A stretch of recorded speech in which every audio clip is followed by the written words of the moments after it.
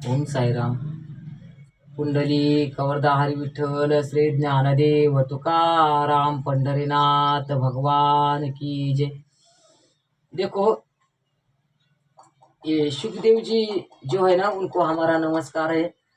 देखो उनका जन्म कैसे हुआ है ये बता रहे मैं. यम प्रवजंत मनुपेतमपेत कृत्यम द्वैपायनो विरह कातराजु हाव पुत्रेंति तन्मया तरो विनेदुस्तम सर्वभूत हृदय मुनि मानतोस्मि. देखो, जब शुकाचार्य महाराज जी का जन्म हुआ था तो वो जन्म होते ही वो भागने लगे थे. तो उनके पिताजी व्यास जी महाराज है, वो उनके पीछे भाग रहे थे. तो भागते भागते क्या हुआ कि बच्चा आगे भाग रहा था और पिताजी पीछे पीछे उनके भाग रहे थे. तो पिताजी को रास्ते में जो जो मिलता तो वो बताते, पूछते व्यास जी महाराज, आपने मेरे बच्चे को देखा है क्या? उसके आंग पे कपड़े नहीं है, आपने देखा है क्या? तो कोई कोई बोलता नहीं, हमने नहीं देखा है. फिर व्यास जी महाराज उसके पीछे भाग रहे थे तो सब कुछ पूछ रहे थे.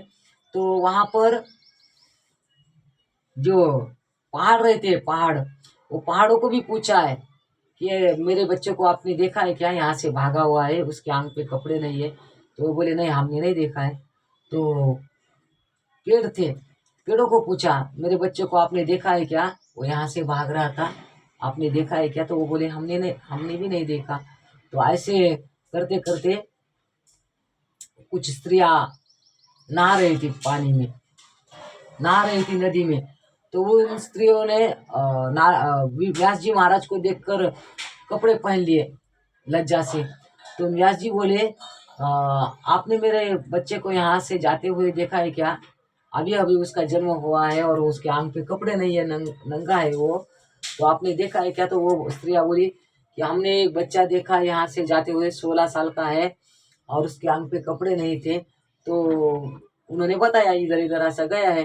तो व्यास जी महाराज जी बोले कि किधर गया ये सुना, लेकिन उनको बोले कि देखो, मैं तो एक बूढ़ा व्यक्ति हूँ, तो आपने मुझे देखकर लज्जा से वस्त्र पहन लिए, लेकिन मेरा बच्चा तो 16 साल का है ना, तो आप उनको उसकी लज्जा नहीं आई आपको?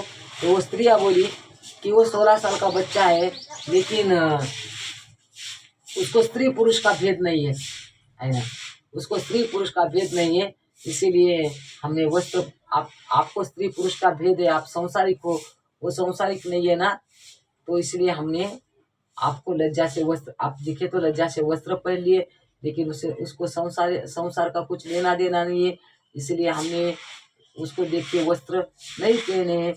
हमने, हमारी तरफ उन्होंने देखा भी नहीं, ऐसे वो बोलते हैं. और आगे जाके शुकाचार्य महाराज को पकड़ लेते हैं.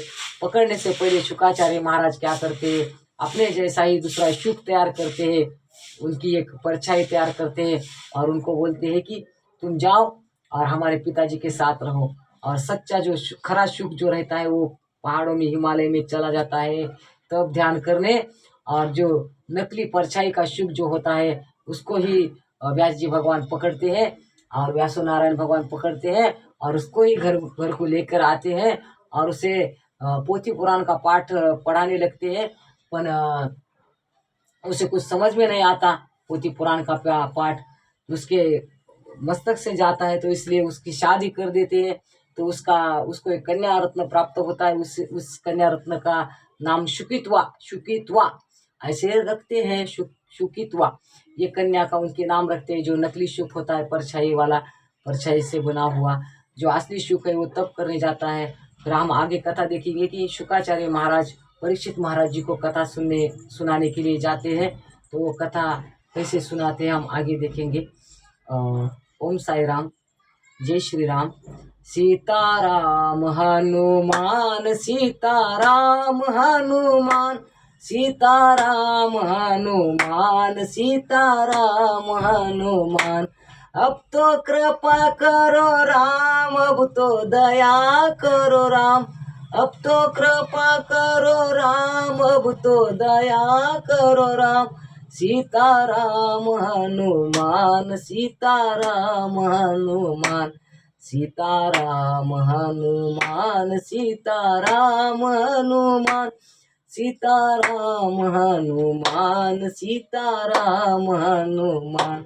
अब तो कृपा करो राम, अब तो दया करो राम, अब तो कृपा करो राम, अब तो दया करो राम। सीताराम हनुमान, सीताराम हनुमान, सीताराम हनुमान, सीताराम हनुमान, सीताराम हनुमान, सीताराम हनुमान।